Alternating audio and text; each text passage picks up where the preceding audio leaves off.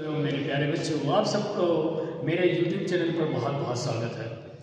आज की क्लास हमारी हिंदी व्याकरण के अलंकार की होगी। अभी तक हम लोगों ने संधि और समास पढ़ लिया है, तो अलंकार के बारे में पढ़ लेते हैं। अलंकार क्या होते हैं? अलंकार का अर्थ होता है जैसे कि हम पैंट और शर्ट पहनते हैं तो टाई अगर ना लगाएं, कोट अगर नहीं पहनेंगे तो हमारी शोभा नहीं बन पाती, वो मज़ा नहीं आता है। उसी तरह जब काव्य होता है, जब उसकी शोभा बढ़ाई जाती है तो उसमें अलंकार शब्दों का यूज होता है, उन्हें अलंकार कहते हैं। अलंकार की परिभाषा की बात करेंगे तो काव्य की शोभा बढ़ाने वाले तत्वों को अलंकार कहते हैं। तो आज की क्लास में चलिए शुरुआत करते हैं। अलंकार, काव्य की शोभा बढ़ाने वाले तत्व जो होते हैं वो अलंकार होते हैं। अलंकार के प्रकार, अलंकार मुख्यतः दो प्रकार के होते हैं। एग्जाम में जब भी आएगा अलंकार कितने प्रकार के होते हैं आपको दो प्रकार पहले बताना है। पहला होता है शब्द अलंकार और दूसरा होता है अर्थालंकार। शब्द अलंकार में लगभग 3 भाग होते हैं: अनुप्रास अलंकार, यमक अलंकार तथा श्लेष अलंकार। उसी तरह अर्थालंकार के लगभग 5 पार्ट होते हैं। तो हम लोग सबसे पहले शब्द अलंकार में अनुप्रास अलंकार के बारे में पढ़ लेंगे।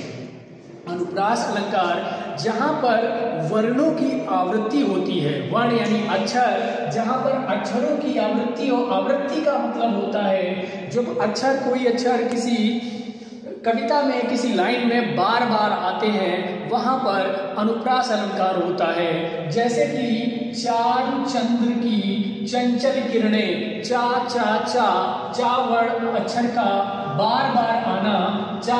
इसी तरह किसी भी काव्य में जब हम एग्जाम में बैठेंगे तो हम देखेंगे कि अगर अक्षरों की, वर्णों की आवृत्ति बार बार हो रही है तो इसका ये मतलब हो जाएगा कि वहाँ पर अनुप्रास अलंकार होता है। इसी तरह अनुप्रास अलंकार के बाद हम लोग बात करेंगे यमक अलंकार की। यमक अलंकार में जहाँ पर एक ही शब्द एक से अधिक बार आए, जहाँ पर एक ही शब्द एक से अधिक बार आए परंतु उसके अर्थ अलग अलग हों, वहाँ पर होता है यमक अलंकार। यमक अलंकार की परिभाषा बहुत ही इजी है। इसमें हम एक ही शब्द को बार बार, अगर एक से अधिक बार आ रहा है लेकिन वही एक शब्द के अर्थ अलग अलग हैं, तो वहाँ पर होता है यमक अलंकार। जैसे कि आपने बहुत पुराना एग्जाम्पल एक सुना होगा, कनक कनकते 100 गुनी माँ दत्ता अधिका है, या खाए बौराए जग व पाए बौरा। यहाँ कनक कनक यानी 2 बार कनक आया है। एक कनक का मतलब होता है सोना तथा दूसरे कनक का मतलब होता है धतूरा। तो दोनों चीजों को मिल जाने से इंसान की मति भ्रष्ट हो जाती है। सोना मिल जाने से उसे बहुत ज्यादा उसका दिमाग चढ़ जाता है और धतूरा खा लेने से इंसान पागल हो जाता है। इसी तरह यमक अलंकार में एक ही शब्द है लेकिन उसके अर्थ अलग अलग हैं, तो वहां पर हो जाएगा यमक अलंकार।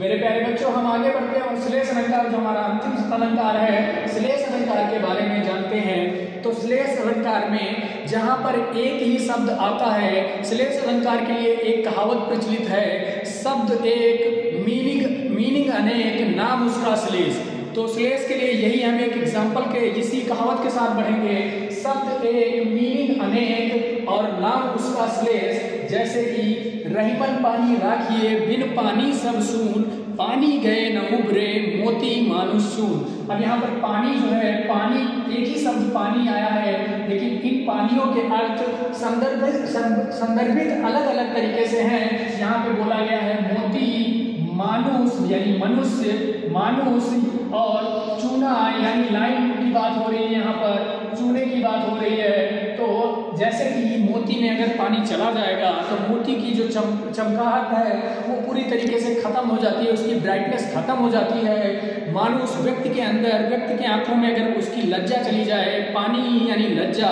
यहाँ व्यक्ति या मनुष्य से लज्जा के ऊपर पानी की बात हो रही है। और जो चूना पाउडर होता है, जो लाइम होता है, अगर उसके अंदर से पानी नहीं रहेगा तो वो एकदम खराब हो जाएगा, किसी लायक नहीं रहेगा। इसी तरह हमारा श्लेष अलंकार, एक ही शब्द आता है लेकिन उसके अर्थ अलग अलग होते हैं, वहाँ पर श्लेष अलंकार होता है। मैं आशा करता हूँ कि आपको ये वीडियो बहुत ही आसानी से समझ आ गई होगी। बाकी आगे के अर्थालंकार हम नेक्स्ट वीडियो में पढ़ लेंगे। बहुत बहुत धन्यवाद।